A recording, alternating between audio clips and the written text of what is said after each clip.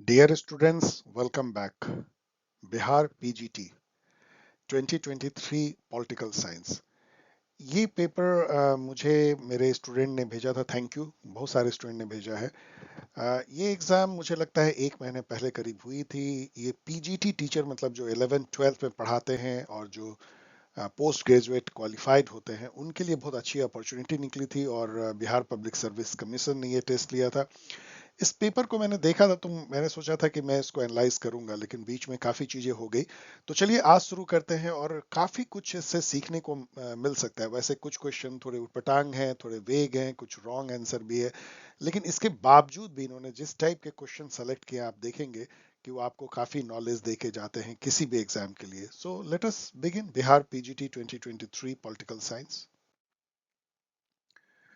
आपको शायद पता, यदि नहीं हो तो ये आपके लिए इंफॉर्मेशन है कि CUET पीजी की बैच जो है चल रही है।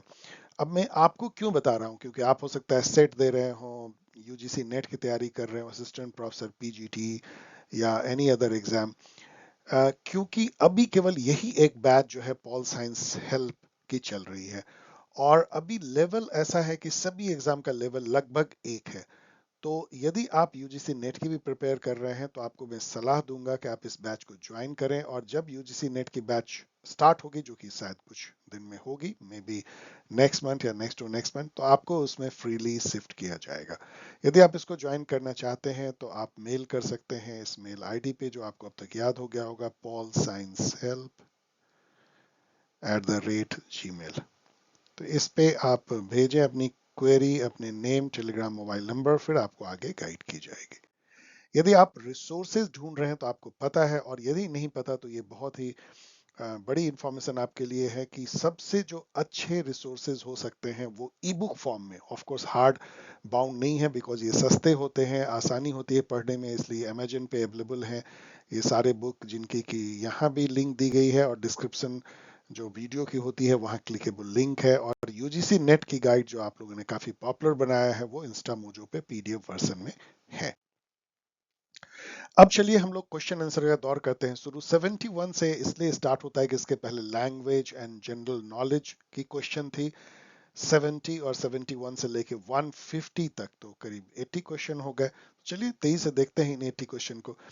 और इसमें एक बड़ा मजेदार टाइप से इन्होंने बनाया है, ये एक इनोवेशन में देख रहा हूँ। आप देखेंगे more than one of the above भी ये कहते हैं ऑप्शन सही, और नन ऑफ द एबव ये सब में कॉमन है। DE कि एक से अधिक भी सही हो सकते हैं, कितने सही इनको कोई मतलब नहीं है, जैसे अभी सिविल सर्विसेज ने किया था उस टाइप की है। और नन ऑफ द एबव। और तीन जो है बेसिकली 3 ऑप्शंस है, आपको सेलेक्ट कोई एक ऑप्शन करना है, या एक से अधिक है तो आपको डी सेलेक्ट करना है, कोई नहीं है तीनों में से तो ई सेलेक्ट करना है। ये एक मुझे अच्छा इनोवेशन लगा। अब चलिए क्वेश्चन आंसर का दौर करते हैं शुरू। First question coming, the historical theory of right maintains that rights are the result of. The historical theory of right क्या है कि हिस्टोरिकल प्रोसेस ऑफ इवोल्यूशन से हजारों सालों में कुछ व्यक्ति के हक बन गए हैं, उसको समाज या स्टेट को ऑनर करना पड़ता है। इस तरीके से यदि हम राइट्स को लेते हैं, जो एक तरह से सोशल कस्टम, ट्रेडिशन, व्यवहार से हजारों साल में इवॉल्व होती है, तो वो हिस्टोरिकल थ्योरी ऑफ राइट है। तो इवोल्यूशनरी प्रोसेस सही आंसर है। हॉब्स, आप इसको इक्वेट कर सकते हैं या कंपेयर कर सकते हैं नेचुरल थ्योरी ऑफ राइट, जो कहती है कि नेचर से हमें राइट मिलते हैं, समाज और स्टेट के प्रायर हैं वो। आप इसको मोरल थ्योरी ऑफ राइट से कंपेयर कर सकते हैं, आप इसको लीगल थ्योरी ऑफ राइट से कंपेयर कर सकते हैं। ऑल हॉब्स कोटेड सिसेरो, जो कि रोमन टाइम के बहुत बड़े फिलोसफर थे Cicero, take away the civil law and no man knows what is his own and what is another's man's. मतलब यदि आप कानून को हटा दो तो जंगल राज होगा, मतलब कहने का मतलब है। तो ये क्वेश्चन पूछ रहा है कि हॉब्स ने ये लाइन अपने बुक लेवाइथन में क्यों यूज किया होगा। क्या सिविल लिबर्टी को दर्शाने के लिए? बिल्कुल नहीं। स्टेट ऑफ नेचर को कह सकते हैं। And authority of the king, perhaps yes, लेकिन ज्यादा मुझे बी सही लगता है, स्टेट ऑफ द नेचर। जहां कोई सिविल लॉ नहीं है तो लॉ ऑफ जंगल है। लेकिन इसका आंसर दिया इन्होंने ऑथोरिटी ऑफ द किंग, तो मैं आप पे ऊपर छोड़ जाता हूं, क्योंकि ऐसे कई वेग आंसर इन्होंने दिए हैं। Equality in the negative sense mean, means? ये बहुत अच्छा क्वेश्चन है जो और भी एग्जाम में पूछा जाना चाहिए। आपको लगता होगा कि राइट ही जो है वो सॉरी लिबर्टी ही निगेटिव और पॉजिटिव होते हैं, लेकिन इक्वलिटी भी निगेटिव और पॉजिटिव हो सकती है, राइट्स भी निगेटिव एंड पॉजिटिव हो सकते हैं। निगेटिव सेंस में इक्वलिटी का क्या मतलब है? फॉर्मल इक्वलिटी ऑफ अपॉर्चुनिटी, मतलब जहां पे कि आप किसी को स्पेशल कोई प्रेफरेंस नहीं देते हैं, सबको आप इक्वल ट्रीट करते हैं, ऑल आर ट्रीटेड इक्वल। तो इसको जैसे आप ऐसे समझिए, एक रेस में 10 लोग खड़े हैं और 10 को जो है आप एक जगह से दौड़ाते हैं, मान लीजिए 100 मीटर की दौड़ है, सबके लिए एक रूल है, कोई डिफरेंस आप पैदा नहीं करते हैं, तो ये फॉर्मल इक्वलिटी अपॉर्चुनिटी है, इसको निगेटिव इक्वलिटी कहेंगे। लेकिन यदि आप ये देखने लगते हैं कि भाई 5 के पैर में जूते हैं, 5 ने बेचारे जूते नहीं पहन रखा है, तो फिर आप जो अलग अलग कर देते हैं, तो यहाँ पे जो है डिफरेंशियल ट्रीटमेंट आप देते हैं, आप बैकग्राउंड इनइक्वलिटी देखने लगते हैं, तो यहाँ पे आप सब्सटैंटिव इक्वलिटी की बात करने लगते हैं, और वो जो इक्वलिटी है वो पॉजिटिव इक्वलिटी की तरफ आप चले जाते हैं, जिसको कि पॉजिटिव डिस्क्रिमिनेशन भी आप कह सकते हैं, जो कि एरिस्टोटल के प्रोपोर्शनल इक्वलिटी से मैच करता है, where he says, Aristotle, that unequal should not be treated equally, जबकि यहाँ पे जो है कोई फर्क नहीं, सबको हम इक्वल ट्रीट कर रहे हैं। So absence of special privileges, equality in negative sense. 75 देखिए, which one of the following attribute a close relationship between justice and equality? ये कहीं से पूछा गया क्वेश्चन कई बार है। जो सोशलिज्म होता है, आप जरा सोच के देखिए, वो इक्वलिटी के थ्रू जस्टिस लाने की कोशिश करते हैं, इसको आप सोशल जस्टिस भी कह सकते हैं। Which one of the following is the best safeguard of liberty? इससे अच्छा क्या हो सकता है कि जुडिशरी इंडिपेंडेंस हो in comparison to sanction of the society, positive opposition, ये सब तो बेकार ही है। तो independent judiciary is guarantee for the liberty. ये सेट ए है यदि आप क्वेश्चन आंसर मिलाना चाहते हो तो। 76 देखिए, which one of the following observed about the fundamental right in 1928? ये 1928 इज द की जिससे कि आप इसको क्रैक कर सकते हैं। It is obvious that our first case should be to have our fundamental rights guaranteed in a manner which will not permit their withdrawal under any circumstances. 1928 में Nehru committee बैठती है, मोतीलाल नेहरू इसके चेयरपर्सन होते हैं, जवाहरलाल नेहरू भी होते हैं उसके सेक्रेटरी। और नेहरू कमेटी का क्या जॉब था कि ये उस समय में साइमन कमीशन आई थी, और उसके अपोजिशन में नेहरू कमेटी इंडिया का, इंडियन लोगों के द्वारा कॉन्स्टिट्यूशन बनाने के लिए इंडियन नेशनल कांग्रेस ने कंस्टिट्यूट किया था। चूंकि 1928 है इसलिए आप इसको गेस कर सकते हो, और यही सही है। 79 by propounding the theory of social contract, Hobbes was trying to restore monarchy in England for who among the following king? ये क्वेश्चन मैं बोलूंगा एकदम गलत है, क्योंकि हॉब्स की जो सोशल कॉन्ट्रैक्ट है वो किसी मोनार्की को एस्टेब्लिश करने के लिए नहीं थी, लेकिन इसका आंसर इन्होंने चार्ल्स टू दिया। अब देखिए हुआ क्या था कि 1951 में परहैप्स मुझे लगता है लेवाइथन लिखी गई थी, सॉरी 19 में बोल रहा हूँ, 1651, और ये वहां पे सिविल वॉर हुआ था 10 इयर्स उसके बाद लिखी गई थी। और उस सिविल वॉर के आसपास में ही चार्ल्स वन को जो है एग्जीक्यूट कर दिया था लोगों ने विद्रोह करके। और उस समय में पार्लियामेंटेरियन जो वहां होते थे और जो रॉयलिस्ट होते थे उनके बीच में लड़ाई चलती रहती थी। बाद में जाके 1689 में ग्लोरियस रिवॉल्यूशन से पार्लियामेंटेरियन जीत गए और रॉयलिस्ट हार गए, और उसके बाद से कॉन्स्टिट्यूशन मोनार्की आई और पार्लियामेंट की सुप्रीमेसी हुई। हॉब्स की जो सोशल कॉन्ट्रैक्ट थी ये दोनों ही पक्ष अपने अपने लिए यूज करते थे, क्योंकि उन्होंने बहुत ही एक स्ट्रॉन्ग सॉवरेन, जिसको आप कह सकते हैं एब्सोल्यूट सॉवरेन की परिकल्पना की थी लेवाइथन में। तो रॉयलिस्ट कहते थे देखो ये हमारे समर्थन में है, और पार्लियामेंटेरियन कहते थे कि देखो उसने डिवाइन राइट जो है किंग का, उसको उसने कट कर दिया सोशल कॉन्ट्रैक्ट से, क्योंकि स्टेट और जो सत्ता है सॉवरेन वो तो एक आर्टिफिशियल क्रिएशन है बाय इंडिविजुअल। तो दोनों ही पक्ष अपने अपने साइड में उसको लेते थे, इसलिए वो किसी राजा के लिए ऐसा कहना मुश्किल है। Hobbes was definitely supporter of absolute sovereignty but not for absolute monarchy। वो कोई भी फॉर्म में गवर्नमेंट हो सकती थी, उनका कहना था कि मोनार्की ऑफ कोर्स बेटर है और फॉर्म से, लेकिन वो डेमोक्रेसी हो सकती है, एक ओलिगार्ची हो सकती है, कमिटी हो सकती है, लेकिन वो सॉवरेन जो है वो एब्सोल्यूट होना चाहिए। तो wrong question. Talking about private property, who said you shall see that some man will begin presently to enlarge his possession? ऐसे देख के लगता है कि रूसो ने कहा है, ये आंसर कहता है लॉक। अब मैं आपके लिए छोड़ जा रहा हूं। In order to create a just state, Plato believed that men have to be systematically educated as just men will rarely exist except in a just state. मतलब कि just state होगा तो just man उसमें रहेंगे. By this analogy, Plato was leading towards the ideal of state control education system, मैं कहूंगा।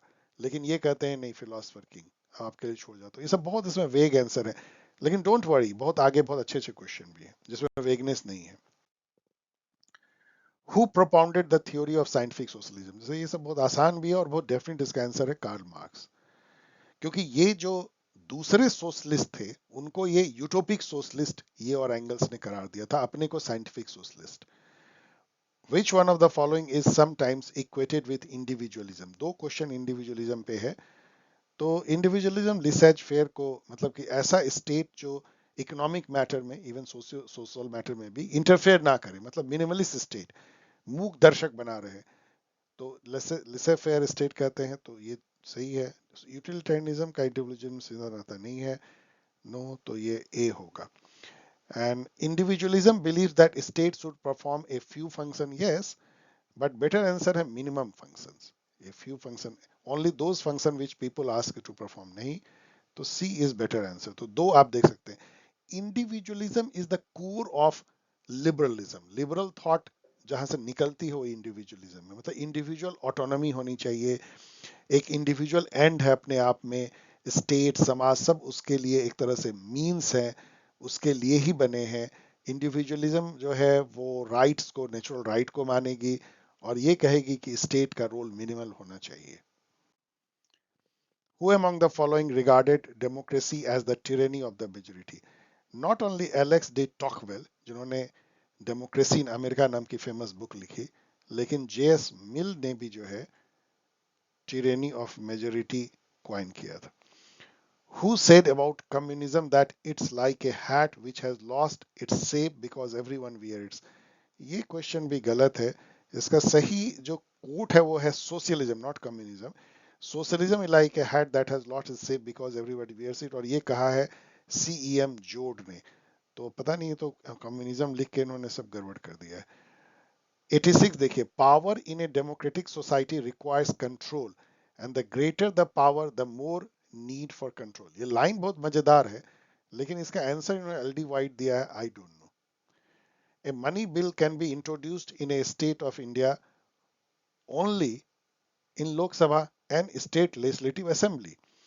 तो इन either of two house नहीं होगा, only in the legislative assembly सही है, और either in लोक सभा। तो ठीक है, मनी बिल।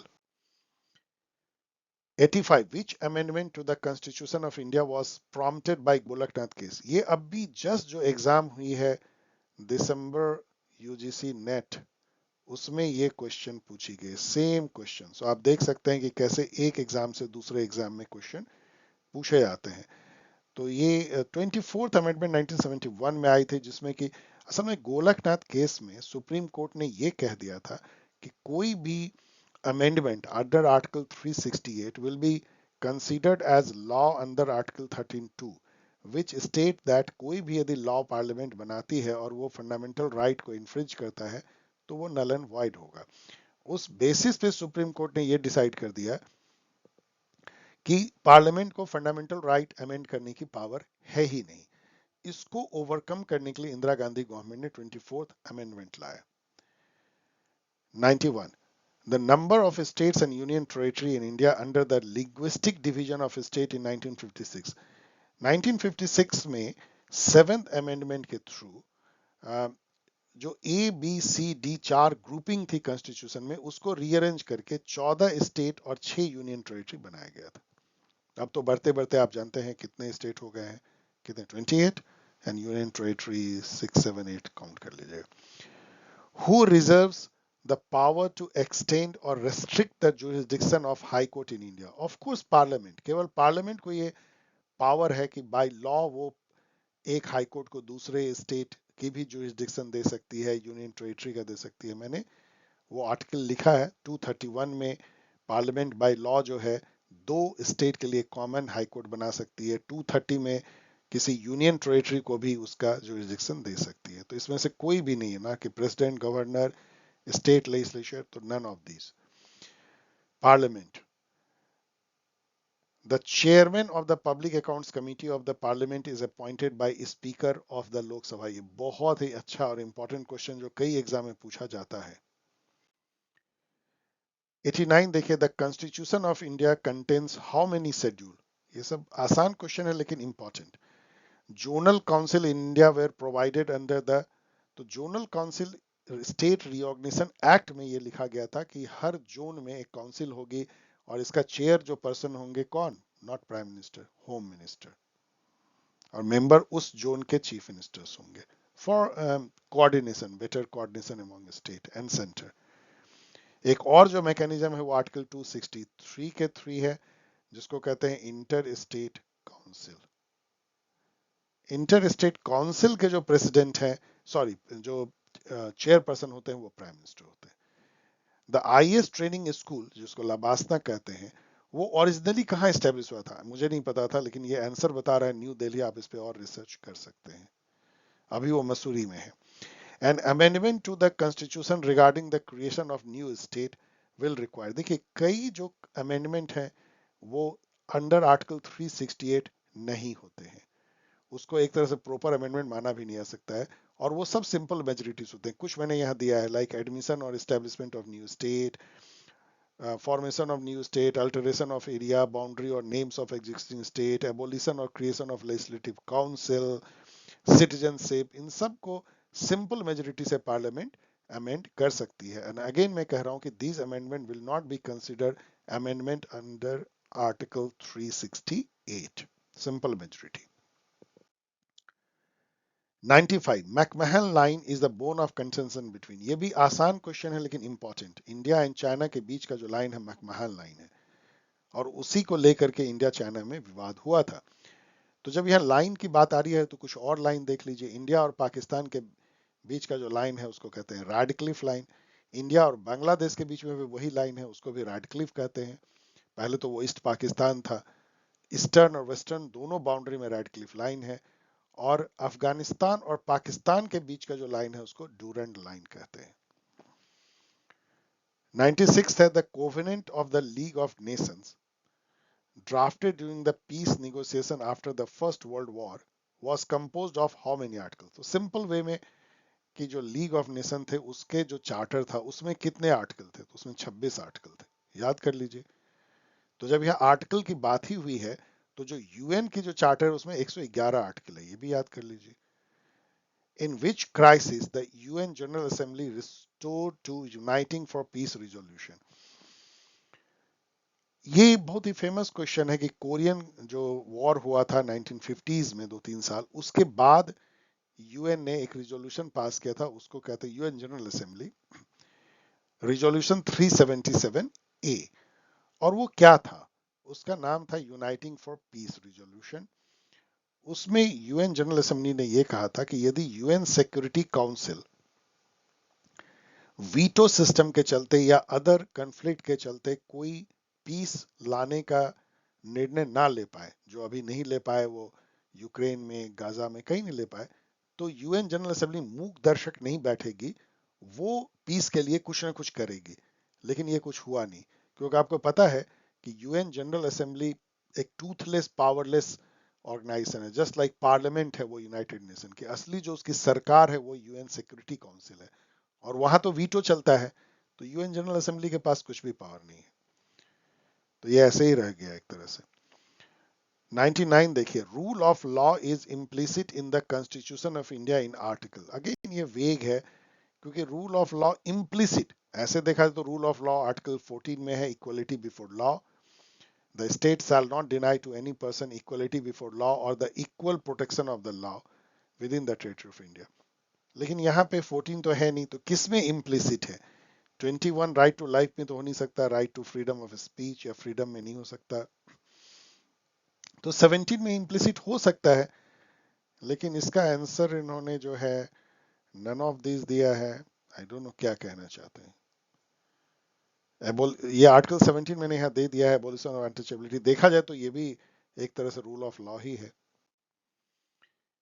97 देखिए, यूएन एटॉमिक एनर्जी कमीशन कब स्टैब्लिश हुआ, ये सब जानना चाहिए। ये छुपा हुआ ऑर्गेनाइजेशन है, ज्यादा फेमस जो है इंटरनेशनल एटॉमिक एनर्जी एजेंसी है 1957। ये 1946 में स्टैब्लिश हुई थी। इसके बारे में और थोड़ा पढ़ लीजिए, मैं क्वेश्चन मार्क लगा देता हूँ। Who defined law as the command of the sovereign which is backed by sanctions? John Austin. Very famous uh, phrase या line given by John Austin. एक लीगल ज्यूरिस्ट थे जिन्होंने, ब्रिटेन के, जिन्होंने की monistic and legal theory of sovereignty दिया। Which 100 number question पढ़ रहा हूं। Which was the first state of India to introduce Panchayati Raj? It was Rajasthan, Nagaur, Nehru ji ने यहाँ उद्घाटन किया। And second state was Andhra Pradesh. तो सेकेंड भी याद कर लीजिए। ईयर क्या था? 1959। चेक कर लीजिए, मेमोरी से मैं बोल रहा हूं। Moral duties are imposed by, कहां से आती है मोरल ड्यूटी? आपको कौन गाइड करता है कि आपको ये करना जस्ट है, ये करना अनजस्ट है, ये करना सही है? ये एक तो आपका अपना इंटरनल जो है सेल्फ, जहां मोरल कंपास होता है, और दूसरा है इथिकल प्रिंसिपल ऑफ सोसाइटी। जो सोसाइटी में रहते हैं वहां पे कुछ नॉर्म्स होते हैं जिसको कि आपको निभाना पड़ता है, moral norms. 101 which one of the following works was not written by Karl Marx? ये इनवैलिड क्वेश्चन है, क्योंकि ये सब जो है इन्होंने लिखा है। Critique of Gotha programme, communist manifesto, Das Kapital. The मतलब होता है द, तो द कैपिटल। तो मोर देन वन एबव होना चाहिए था, और नॉट है तो ये तो मतलब यहाँ कुछ है ही नहीं, नन ऑफ द एबव होगा, क्योंकि कोई ऐसा है ही नहीं जो इन्होंने नहीं लिखा है। लेकिन इसका आंसर है मोर देन द एबव। पता नहीं क्या कहना चाहते हैं। Who said sovereignty is the supreme will of the state? Again ये इन्होंने कहा है विलोक बाय। आई डोंट नो कैसे एल डी वाइट, विलोक बाय ये सब स्टेटमेंट दे रहे हैं। ये सब पब्लिक एडमिनिस्ट्रेशन के थिंकर हैं। जस्ट मैं क्वेश्चन मार्क कर रहा हूँ। 104 देखिए, the concept of justice in the sense of the greatest happiness of the greatest number was. तो जीएचपी प्रिंसिपल हम सभी जानते हैं कि यूटिलिटेरियनिज्म से संबंधित है, और उसके जो फादर है मॉडर्न यूटिलिटेरियनिज्म के, जेरेमी बेंथम है। Justice means that there can be discrimination on just ground. Yes, इसी को तो पॉजिटिव डिस्क्रिमिनेशन कहते हैं, social justice. There can not be any discrimination, no, can be. Discrimination can be made in accordance with wishes of the king. तो सही है answer. मतलब ये कहना चाहता है कि डिस्क्रिमिनेशन यदि अच्छे इंटेंट से हो, पॉजिटिव डिस्क्रिमिनेशन हो, जस्टिस लाया जा सकता है डिस्क्रिमिनेशन के थ्रू भी। इसी जस्टिस को तो एरिस्टोटल कहते हैं ना। मैं दूसरी बार कह रहा हूं इसी लेक्चर में, जहां वो कहते हैं कि unequal should be treated unequally. इसका मतलब यही होता है कि यदि कोई मान लो गरीब है, जिसका बैकग्राउंड इनइक्वलिटी है, हजारों साल से सताया गया है, उसको आप किसी ऐसे जो प्रिविलेज रहा है उसके साथ आप बराबरी के साथ नहीं कर सकते। वो निगेटिव टर्म में इक्वलिटी हो जाएगी, फॉर्मल इक्वलिटी हो जाएगी, खोखा या हॉलो इक्वलिटी हो जाएगी। 107 liberal theory regards the state as means to an end in itself, an instrument for leveling of inequalities? No, and means to an end। क्योंकि लिबरल थ्योरी या इंडिविजुअलिज्म में individual को एंड माना जाता है, और स्टेट, सोसाइटी सब means होते हैं। 108 according to Marx the value of goods is determined by whatever labor is put within that good। Labour ही वैल्यू क्रिएट करता है, तो labour. In Rousseau's state of nature man knew what the virtue is, knew what is vice? No, vice और virtue का कोई पता नहीं होता है। रूसो का कहना है कि जो स्टेट ऑफ नेचर में इंडिविजुअल केवल उसको दो, उसके अंदर की जो है एक भावना है, मतलब टू थिंग्स कॉन्सियसनेस है। वन, सेल्फ प्रिजर्वेशन, कि हमको अपने जान को बचाना है, और दूसरा पीटी, उसको दया आती है, किसी का खून बह रहा है तो उसको दया आती है। What is the sanction behind law? अब ये भी एक बहुत ही वेग क्वेश्चन है। सैंक्शन मतलब क्या होता है? सैंक्शंस आर consequences और पेनल्टीज imposed on individual और entities that violate the law। यदि आप लॉ को तोड़ते हैं तो आपको सजा मिलती है, दैट इज सैंक्शन। तो किसकी सैंक्शन है? क्या लेजिस्लेचर की, स्टेट की, कोर्ट ऑफ लॉ की? तो कोर्ट ऑफ लॉ की तो है ही सैंक्शन ना। अब इसका आंसर इन्होंने दिया है स्टेट। आई डोंट नो क्या कहना चाहते हैं, क्यों ये नहीं है, या मोर देन वन क्यों नहीं होगा? स्टेट की भी, कोर्ट ऑफ लॉ की, कई बार समाज की भी सैंक्शंस होती हैं। Which one of the following did M N Roy regard as an end in itself? अगेन एक व्यक्ति उनके लिए एंड है, क्योंकि वो रेडिकल ह्यूमनिज्म के समर्थक हैं। And says that every other organization like state, society is simply means to an end. तो सेम तरह की बात जो लिबरलिज्म कहता है। Jayaprakash Narayan was an advocate of partyless democracy, हम लोग सब जानते हैं, ये बहुत ही फेमस क्वेश्चन है। 113 the governor general of Bengal became the governor general of India by the, ये बहुत ही फेमस क्वेश्चन, इसको आप रट लीजिए। पहले जो है बंगाल, मद्रास और बॉम्बे प्रोविंस के अलग अलग गवर्नर होते थे। बाद में एक गवर्नर जनरल बंगाल बनाया गया, जिसको कि इन दोनों प्रोविंसेस का भी इंचार्ज बना दिया गया, और उसको गवर्नर जनरल ऑफ इंडिया कहा जाने लगा। बाद में वही वायसराय में कन्वर्ट हो गया आफ्टर 1858। तो इंडियन चार्टर एक्ट 1833 से। 114 नंबर क्वेश्चन देखिए, one who hears should decide, मतलब जो आपकी सुनवाई सुन रहा है कोर्ट में, उसी को डिसाइड, ये नहीं किसी ने सुनवाई की और कोई दूसरे जज आके डिसाइड करे। तो इसको क्या कहा जाएगा? इंटरनेशनल लॉ नहीं, नेचुरल जस्टिस कहा जाएगा। नेचुरल जस्टिस मतलब जो इंट्यूटिवली हमारे मन में आता है कि ये करना सही है, तो natural justice. Hindu personal law नहीं। How much is the quorum of a house of a parliament in India?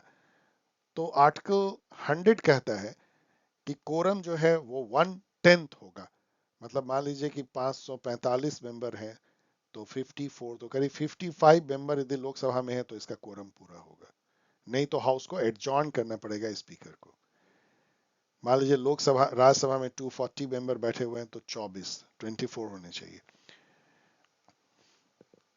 According to Hans J Morgenthau, the central concept of international politics is power, power, power.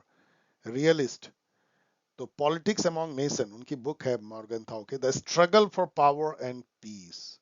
तो power ही जो है, और national interest of course, and interest is defined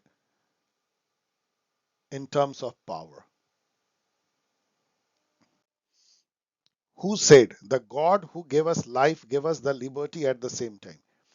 अब ये ऐसे तो difficult है, लेकिन ये बहुत बार चूंकि पूछा जा चुका है। थॉमस जेफरसन, जो वन ऑफ द प्रीमियर व्यक्ति रहे जिन्होंने अमेरिका का कॉन्स्टिट्यूशन बनाया है, एक लिबरल कॉन्स्टिट्यूशन वर्ल्ड की पहली, उन्होंने ये लाइन कहा था। Who said bureaucracy is the price of parliamentary democracy? पहले समझिए इसका मायने क्या है। पार्लियामेंट्री डेमोक्रेसी आपको पता है, जिसमें जो एग्जीक्यूटिव होते हैं वो निकलते हैं लेजिस्लेचर से, और वो कभी भी जो है ढह जाते हैं, क्योंकि उनको हमेशा लेजिस्लेचर का कॉन्फिडेंस प्राप्त करना पड़ता है, और वो लेजिस्लेचर को कलेक्टिव रिस्पॉन्सिबल होते हैं। तो इसलिए वो एक टेम्पोररी टाइप के एग्जीक्यूटिव होते हैं, टॉप एग्जीक्यूटिव। तो एक परमानेंट एग्जीक्यूटिव चाहिए होता है, जो ब्यूरोक्रेसी के फॉर्म में कैरियर ब्यूरोक्रेट जो है, जो 35 साल, 34 साल, 33 साल सर्विस करते हैं, वो कंटिन्यूअसली जो है एग्जीक्यूटिव बने रहते हैं, और वही जो टेम्पोररी जो पॉलिटिकल एग्जीक्यूटिव है उनको वो हेल्प करते हैं। तो bureaucracy is the price of parliamentary democracy. तो ब्यूरोक्रेसी की बहुत सारी एलिमेंट है, लेकिन हम उसको झेलते हैं, क्योंकि पार्लियामेंट्री डेमोक्रेसी के लिए एक permanent bureaucracy is required. Herbert Morrison इस लाइन को कहते हैं, याद कर लीजिए। चूंकि इस तरह की बात आई है, तो ब्यूरोक्रेसी के बारे में और कुछ कुछ बातें कही गई है, अच्छी नहीं। Like bureaucracy as continental nuisance, मतलब एक तरह का न्यूसेंस है। मतलब न्यूसेंस आप क्या कर सकते हैं, एक तरह की नाक में दम करने वाला, एक तरह का निगेटिव कनोटेशन है, एक तरह की मुसीबत कह लीजिए, जो कि पूरे यूरोपियन कंटिनेंट में फैली हुई है। Thomas Carlyle. इसी तरीके से रैमसे मुइर कहते हैं, under parliamentary form of government the bureaucracy thrives under the cloak of ministerial responsibility. मतलब कि मिनिस्टर तो रिस्पॉन्सिबल होते हैं पार्लियामेंट को, पार्लियामेंट पीपुल को, लेकिन जो ब्यूरोक्रेट है वो किसी को रिस्पॉन्सिबल नहीं है। वो उसके आवरण में अनब्रिडल पावर एंजॉय करते हैं मिनिस्ट्रियल रिस्पॉन्सिबिलिटी में। तो ये सब याद कर लीजिए। 118 विच one of the following theories employs mathematical model in the study of international politics? अब ये थोड़ा सा आप कंफ्यूज कर सकते हैं कि डिसीजन मेकिंग थ्योरी में भी मैथमेटिक्स आएगा, लेकिन गेम थ्योरी बहुत सही इन्होंने दिया है। गेम थ्योरी बहुत ही मैथमेटिकल हो गया है, कंप्यूटर में डाल करके प्रोबेबिलिस्टिक डिसीजन मेकिंग किया जाता है कि सामने वाला ये करे तो आप ये करें, सामने वाले के ये ऐसे करने की प्रोबेबिलिटी इतनी है तो आपको ये करना चाहिए। 124 देखिए, minority rights are mentioned in, इसका आंसर उन्होंने गलत दिया है। माइनॉरिटी राइट जो है ICESCR जो भी है, international covenant on economic social and cultural right में भी है और international covenant on civil and political right में भी है। इन दोनों में माइनॉरिटी के राइट इम्प्लिसिट है, लेकिन यहाँ इन्होंने एक ही दिया है, चेक कर लीजिए। 119 which is called the oldest theory of international politics, liberalism या आइडियलिज्म या रियलिज्म? तो रियलिज्म से पुराना कौन होगा? कौटिल्य, देन थ्यूसिडाइडस, ये सब सब रियलिस्ट थिंकर थे, तो रियलिज्म। लिबरलिज्म तो बहुत बाद में आती है, आइडियलिज्म बाद में। The word MAD is the abbreviation of mutually assured destruction। मतलब ये न्यूक्लियर वॉर के केस में यूज किया जाता है कि दो यदि कंट्री न्यूक्लियर वॉर करे तो कौन बचेगा, दोनों एक दूसरे को डिस्ट्रॉय करेंगे। The idea of north south divide was popularised by which report? ये बहुत ही अच्छा क्वेश्चन है जो आगे भी आपको कई जगह दिख सकता है। ये है ब्रांड रिपोर्ट। ब्रांड रिपोर्ट क्या थी? 1980 में आती है। इसका नाम ही था north south a programme of survival. इसमें जो है उस समय के जर्मन एक्स जर्मन चांसलर थे विली ब्रांड, उन्होंने ये रिपोर्ट निकाला था। इसमें ये कही गई थी बेसिकली कि दुनिया एकदम इकोनॉमिकली डिवाइड हो गई है, एक तरफ विकसित नॉर्थ है, एक तरफ जो है अंडर डेवलप्ड साउथ है, जो कि जमाने से कोलोनियलिज्म झेला है और एक तरह का अनइक्वल ट्रेड झेला है, तो वो पिछड़ा रह गया है वहां। उसको आगे बढ़ाने के लिए जो डेवलप्ड कंट्री है उनको स्पेशल एड अपने जीडीपी का 0.7% तक हर साल देना चाहिए, लाइक दैट। कभी कुछ हुआ नहीं इस पे। 123 द क्लास ऑफ सिविलाइजेशन, एक बहुत इंपॉर्टेंट थेसिस है सैमुअल हंटिंगटन का। वो क्या कहता है, ये पूछ रहे हैं कि क्या 21st सेंचुरी का जो वॉर या कन्फ्लिक्ट होगा वो किस बेसिस पे होगा? आइडियोलॉजिकल? नहीं। कल्चरल? यस, कल्चरल वॉर होगी। और जब 9/11 हुआ तो हटिंगटन की जो प्रिडिक्शन थी वो सही जान भी पड़ा। Multiculturalism seeks to protect the special rights of ethnic minority, linguistic minority, cultural minority, तो more than one. Which right cannot be suspended during national emergency in India? तो आर्टिकल 20 और 21 cannot be suspended, right and personal liberty। तो यहाँ कोई नहीं है इसमें से, इसलिए none of the above। Who characterized India as a soft state which is ill equipped to carry out its welfare commitment and international obligation? ये बहुत ही इंपॉर्टेंट क्वेश्चन जो आगे भी आपको दिखेगा। ये गुनार मेर्डल जो कि एक सोशियोलॉजिस्ट थे स्वीडिश एंड इकोनॉमिस्ट भी, उन्होंने एक बुक लिखा था Asian drama an inquiry into the poverty of nation. उसमें उन्होंने बहुत कंट्रोवर्शियल कहा था, वैसे कई बार सही भी लगता है, कि जो एशियन स्टेट हैं खास करके जो कॉलोनाइज रहे हैं वो एक सॉफ्ट स्टेट जैसे दिखते हैं। सॉफ्ट स्टेट उसको कहते हैं जो कि जिसमें वो ताकत नहीं है जो एक स्टेट में होनी चाहिए। Internal security, law and order maintain करना, इकोनॉमिक जो प्रॉस्पेरिटी है उसको लाना, रूल ऑफ लॉ को एस्टैब्लिश करना, करप्शन को खत्म करना, सोशल वेलफेयर देना एंड इंटरनेशनल एरिना में अपने कमिटमेंट को पूरा करना। इस तरह का स्टेट जो ऐसा नहीं कर सकता है उसको आप एक तरह का फेल्ड स्टेट भी कह सकते हैं, लेकिन फेल्ड स्टेट बहुत हार्ड हो जाएगा तो सॉफ्ट स्टेट कहा गया। Gunnar Myrdal. In the context of the budget, the term guillotine is used with the reference to guillotine क्या होता है कि जब टाइम नहीं बचती है तो सारे प्रपोजल, जब बजट में डिस्कशन होती है डिमांड फॉर ग्रांट्स, मतलब हर मिनिस्ट्री अपने अपने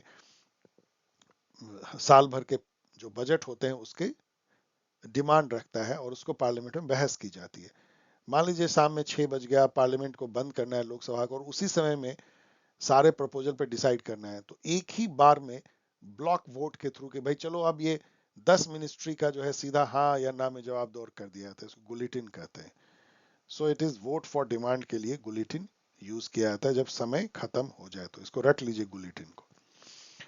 गुलेटिन वैसे शायद फ्रेंच टर्म है, जो कि वहां पे जो बलि दी जाती थी एक झटके में जो सर कलम करने की, उससे ये शायद लिया गया है। 127. Which one of the following scholars describe the party system in India in the early years after the independence as one party dominant system?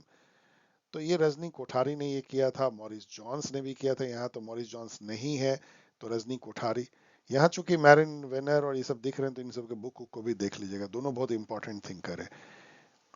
In the American presidential election, in case no candidate secures required majority, तो कौन decision लेता है? House of representative लेता है president के बारे में, और वहां की सीनेट लेती है वाइस प्रेसिडेंट के बारे में, ध्यान रखिएगा। Who among the following scholars argue, 130 में पढ़ रहा हूं, that the electoral system determines the nature of party system? ये डूबर्जर लेते हैं, इसका आंसर इन्होंने गलत दिया है।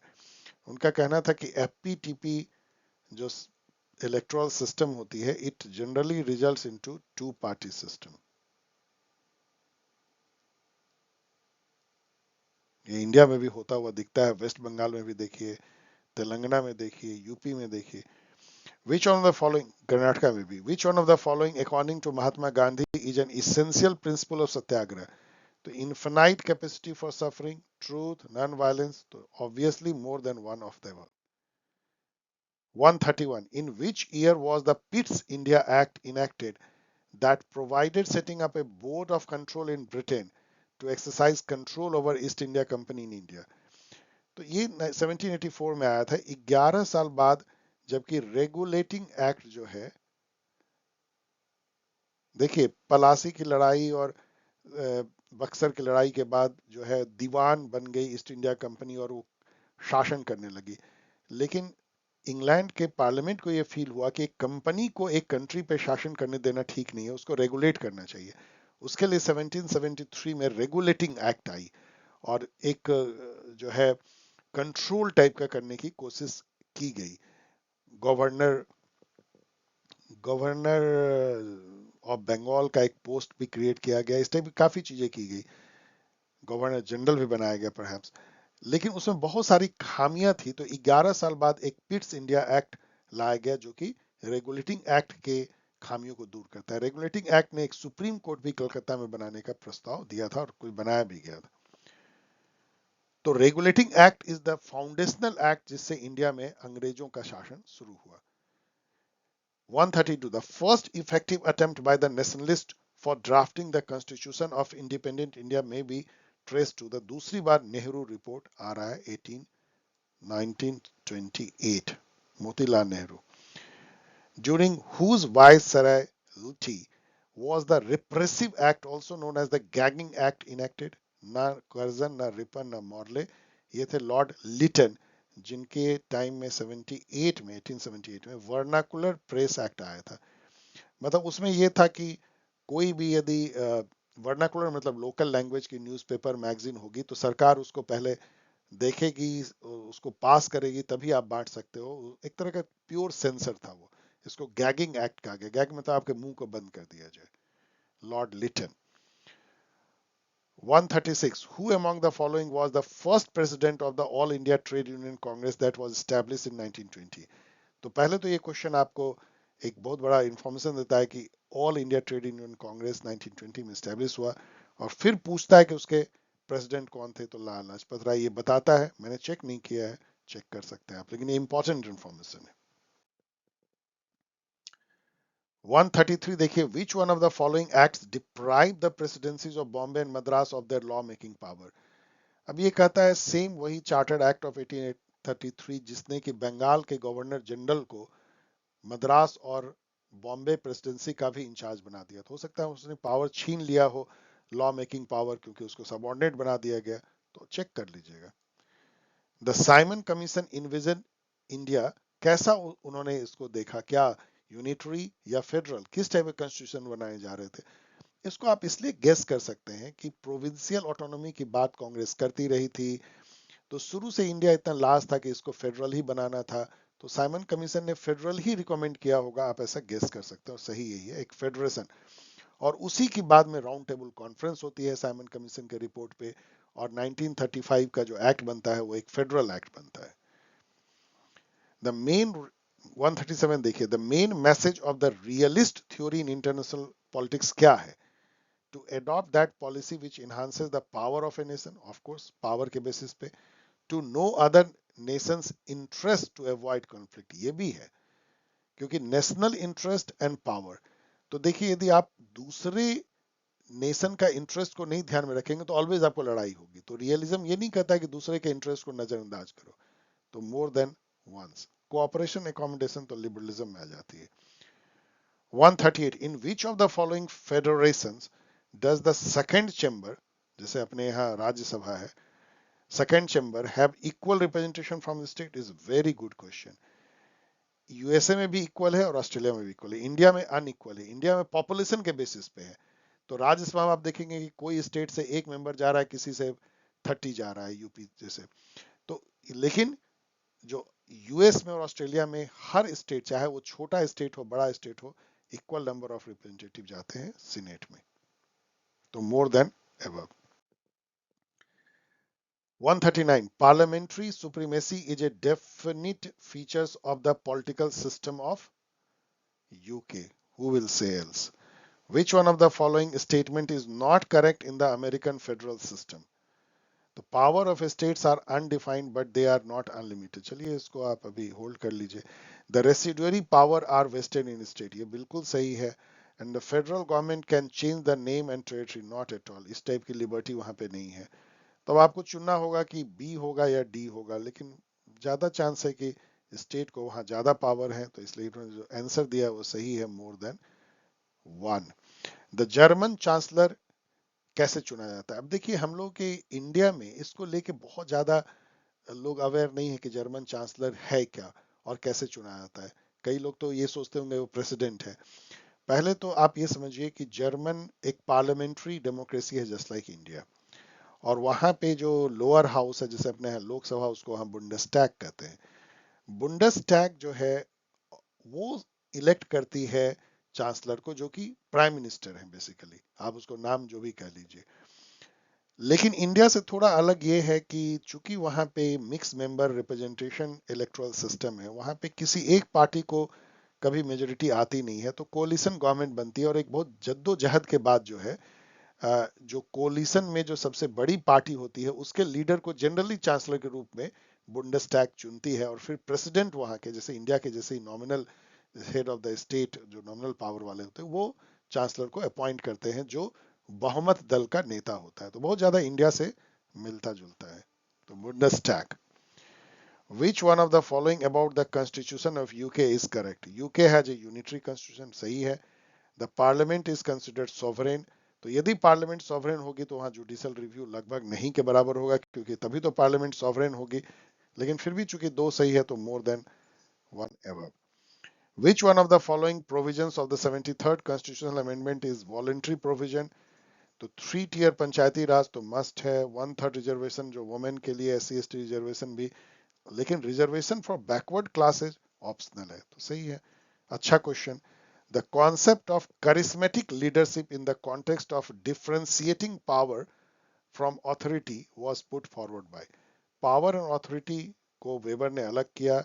ऑथोरिटी लेजिटिमेट पावर को कहते हैं, और उन्होंने 3 टाइप के ऑथोरिटी का जिक्र किया था: traditional, charismatic and rational legal. उनका कहना था कि मॉडर्न जमाना जो है वो इंप्लाई करता है रैशनल लीगल ऑथोरिटी। सो मैक्स वेबर।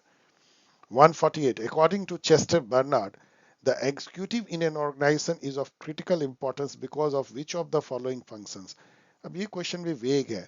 देखिए, चेस्टर बर्नार्ड जो कि बहुत ही रिवोल्यूशनरी सोशल थिंकर या ऑर्गेनाइजेशन थिंकर थे, या मैनेजमेंट थिंकर थे, जिन्होंने ऑर्गेनाइजेशन को डिफाइन किया, it was a system of consciously coordinated activities of 2 or more persons. और उन्होंने कम्युनिकेशन को जो है सेंट्रल नर्व बताया ऑर्गेनाइजेशन का। इसके अलावा उन्होंने ऑथोरिटी को भी जो है डिफाइन किया था कि ऑथोरिटी उस पोजीशन में नहीं होती जो उसको होल्ड करता है, लेकिन उस सबऑर्डिनेट में होती है जो उस ऑर्डर को मानता है, उसको ऑथोरिटेटिव कमांड मानता है, इस टाइप की। तो इन्होंने, मेरे हिसाब से तो पता नहीं इसका क्या आंसर होगा। To establish a system of communication भी हो सकता है एग्जीक्यूटिव का function. To promote the acquisition of the effort, ये क्या कहना चाहते हैं, शायद सभी इंडिविजुअल को एफर्ट को एक डायरेक्शन में ले जाना एग्जीक्यूटिव का फंक्शन है। इन्होंने बी कहा है और पढ़ लीजिए। Who said the administration is the politics since it must be responsive to the public interest? अब इन्होंने आंसर दिया है पॉल एप्पल बाय। अब इस टाइप के क्वेश्चन के हु सेड और ये भी इतना छुपा हुआ तो एकदम आर्बिट टाइप के होते हैं, तो जो है वो है, आप इसको और रिसर्च कर सकते हैं। 147 who propounded the need priority theory in which it is said that lower level need must be satisfied to before higher order needs are taken care of। तो ये इतना घुमा फिरा के जो है मोस्ट फेमस मास्लो का हायरार्की ऑफ नीड थ्योरी है, जिसमें ये कहा जाता है कि नीड एक हायरार्की में आती है एक इंडिविजुअल की। पहले उसको रोटी कपड़ा और मकान चाहिए होता है, यदि वो पूरा हो जाए जिसको फिजियोलॉजिकल नीड कहते हैं, तभी जो है उसकी दूसरी नीड की क्रेविंग स्टार्ट होती है कि हमें सिक्योरिटी सेफ्टी चाहिए। यदि वो नीड भी पूरी हो जाए तब फिर जो है सोशल नीड जिसको कि बिलोंगिंगनेस एंड लव की नीड होती है, फिर उसके बाद अपने सेल्फ स्टीम ईगो नीड पूरी होनी चाहिए, और वो सब सब पूरा हो जाए तो आप सेल्फ एक्चुअलाइजेशन नीड आपकी आती है कि why I have come on this earth, मेरे लाइफ का पर्पस क्या है, जिसको यूडोमोनिया टाइप की जो आपकी फीलिंग की मेरा फ्लोरिशमेंट हुआ या नहीं, self fulfilment and moral redevelopment and moral regeneration and self awareness and kind of. तो ये जो हायरार्की ऑफ नीड है ये मैस्लो, अब्राहम मैस्लो ने दिया था। 150 लास्ट क्वेश्चन है, विच one of the following is not correct regarding the principle of hierarchy? Not, ध्यान दीजिए, तो it facilitate delegation of authority, सही है। इट हेल्प्स इन कोऑर्डिनेशन, ये भी सही है, एक चेन ऑफ कमांड होती है। It prevents superior subordinate relationship, बिल्कुल गलत है, तो यही होगा। Why it should prevent? Hierarchy को ध्यान दीजिए स्केलर चेन भी कहा जाता है या कमांड एंड कंट्रोल चेन भी कहा जा सकता है। सो ओके डियर स्टूडेंट, आपने देखा कि ये पेपर कितना जबरदस्त था, जिसमें कि ऑफ कोर्स 5-10 क्वेश्चन तो जरूर उठपटांग थे, लेकिन बाकी क्वेश्चन ऐसे थे कि हर एग्जाम में आपको दिखेंगे, और इनके ऑप्शन बनाने का तरीका भी थोड़ा इनोवेटिव था। सो आई होप आपको पसंद आया होगा। यदि ऐसा है तो इसको शेयर करें, लाइक करें, सब्सक्राइब करें। और यदि फिर से आपको याद दिला रहा हूं, यदि आप यूजीसी नेट जून में देना चाहते हैं या सेट असिस्टेंट प्रोफेसर या कोई भी अन्य कम्पिटिटिव एग्जाम, तो ओनली जो अभी बैच चल रही है सीयूईटी पीजी, आप उसको ज्वाइन कर सकते हैं। यदि नेट की बैच स्टार्ट होगी तो आपको उसमें शिफ्ट किया जाएगा फ्री ऑफ कॉस्ट। यदि आप ज्वाइन करना चाहते हैं तो नेम, टेलीग्राम, मोबाइल नंबर आप इस ईमेल पे भेजें, आगे आपको गाइड की जाएगी। इस तरीके से आप मुझसे जुड़ सकते हैं। मिलेंगे फिर एक वीडियो के साथ, तब तक के लिए विदा, टेक केयर, बाय।